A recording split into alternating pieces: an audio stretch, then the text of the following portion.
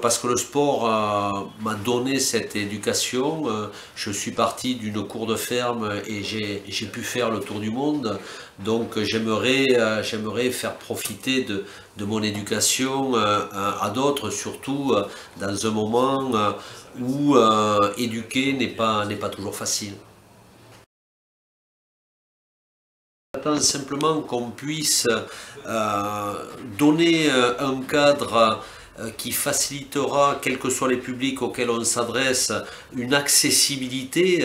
Donc je crois que s'il faut mettre cette passerelle, il faut mettre et trouver cet équilibre entre la valeur et la règle qui en fera ensuite une action accessible.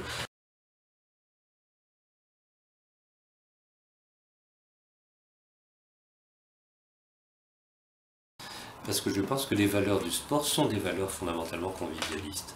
C'est des valeurs convivialistes puisqu'au fond le sport, bien sûr, il permet de se réaliser, de s'individuer d'une certaine façon, de se dépasser soi-même, mais il permet aussi de transformer l'adversaire en ami, il se sert de la rivalité pour faire de l'amitié à partir de la rivalité.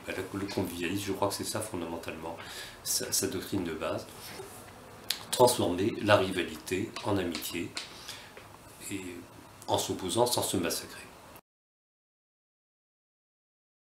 Pourquoi se rapprocher de l'appel? Parce que l'appel s'est rapproché de nous, c'était une bonne raison. Donc c'est symétrique, c'est donner, recevoir et rendre.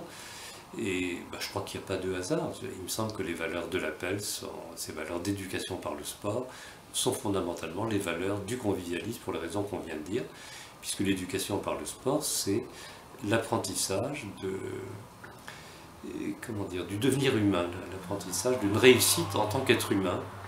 Et réussite en tant qu'être humain, c'est une réussite en tant que sachant vivre aussi bien la victoire que la défaite, pour faire de la rivalité une source d'amitié et de vie pour tout le monde.